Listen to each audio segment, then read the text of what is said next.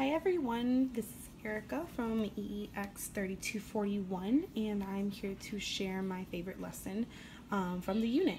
So mine was actually my day one and I was kind of really excited about it. It is the state shapes. So it's not necessarily learning the states, it's more of like being able to identify the states just by their shape. So on a map that, for example, didn't have any names on it or capitals or anything, the students would be able to identify which state it is. So that is basically the objective of it, to be able to identify. The opening act or the set would just be to kind of introduce students, and the teacher having to ask the students if they've ever heard of a state that looked like a boot. So us as adults, or at least most of us, I would think, know that that is Louisiana. But obviously to a second or third grader, many of them wouldn't know unless they've been there or unless they have family there or something like that. So that's basically what it is. The teacher comes in, they ask who can identify that, and to help the teacher out, she's actually, or he, will put it on the board with the projector and show the students what they're talking about. I know, this is kind of hard as a student to kind of be like, what, like a state looks like a boo, or a state looks like a pan, or whatever it is, but we have to encourage creativity and imagination when we're doing this, and that's kind of what this whole lesson is about. So that's kind of going to be the opening of the lesson. The procedures are going to be as such that there's a song that I found on YouTube and I'm so fond of it. It's kind of silly, but it's a 50 States song and it just helps me throughout the entire unit. So I reference it in different lesson plans just for students can get an idea of it. What is basically, there's a state and it jumps up and it says a capital, but it has the outline of the shape, which is the reason why I'm showing it on this lesson day. That way the students can see the physical state and then see, okay, this is the way that it's drawn out.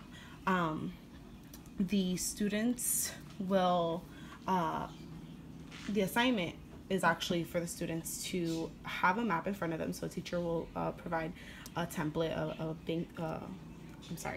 template with the states on it, and the student is to look at every single state and to try to identify what each state looks like. And this is using their own imagination. It's not them trying to compare things with each other, or worrying about sounding silly.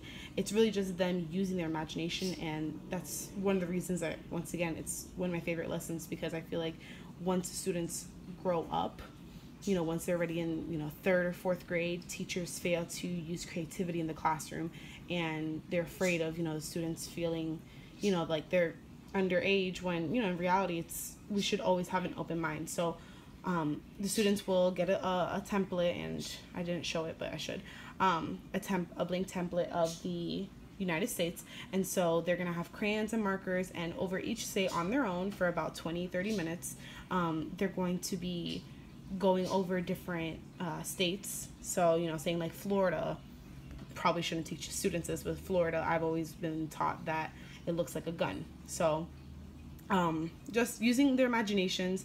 Oklahoma looks like a pan, but I don't want the teacher to have to tell them. I would rather the students use their own creativity to be able to identify, oh, this is what I see. It kind of reminds me of like a psychologist when they put those art pieces in front of you. They ask you, what do you see? So it's creative, and on top of that, it's going to help the student remember better the state, state like Delaware or Iowa that, not everyone really knows about. And, I can't even tell you this from the top of my head what it looks like, but maybe helping the students come up with some type of object or something that it looks like, it'll help them remember the state more, be able to identify it better. So that's basically what the procedures are. The teacher's gonna give them about, like I said, 20-30 minutes to work on the activity.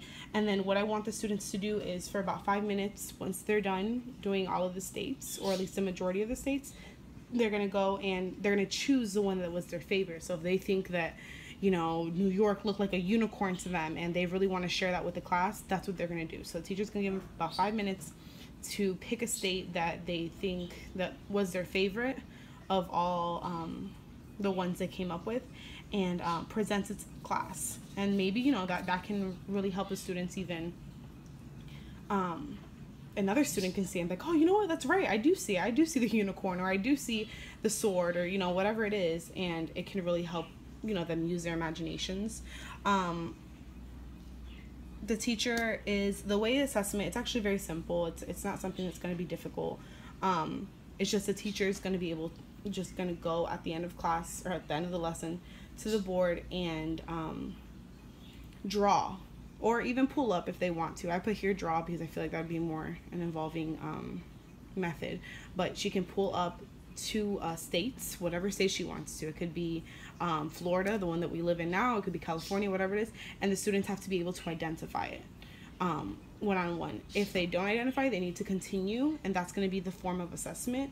That way all the students are able to reach the goal, or at least to be able to have an idea of what the goal is, and actually be able to, okay, I can identify. If they see a map, they're able to identify it, because throughout the lesson, that's what it's going to be about. In the beginning, I give them the templates of the states, but towards the middle, they're not going to have any names on them. So it has to be very important that they are able to identify it, which is a goal. So that's the evaluation. The materials are the file folder activity, which is a bingo game about identifying the states from the call cards. The map, like I mentioned, crayons and markers, online access to state shapes. I think this is really important because when the students are performing or presenting, they should be able to show the class. So the teacher should be able to pull it up on the board. That way the class can see as they're going, not just the student standing in front of the class and not giving them any sort of resource for them to be able to see what she's seeing or he's seeing. Modifications for the ESOL is for the video, for the 50 states video that I mentioned, we can search for it in the student's native language, whether it's Spanish, Chinese, whatever it is, or we can put it with subtitles. Also, they can work with a partner throughout this activity instead of just working on their own, because it could be a little bit challenging if they're not understanding. So being able to work with a partner, that could be something as a class they do it, or just the ESOL students. Also, instead of writing what the object looks like, because that's what they're supposed to do, they're supposed to write on the back of the paper what the object they see is for the state, they can draw it instead. So if they think that something looks like a unicorn, they can draw a unicorn instead of actually writing, oh, I think this looks like a unicorn. And technology was simply the video and the presentation of the student showing the state outline. So that is my favorite lesson. I hope you guys enjoyed it. And I really think this is going to be really useful for the future, whether it's with kindergartners or even third graders. It really opens up the imagination for the students to be able to think outside the box with something that can maybe help them in the future, help them identify, different states when they need it. Because, later in the future, they're going to have to read newspapers and learn how to read maps and whatnot. So this is important. Thank you guys. Hope you enjoyed.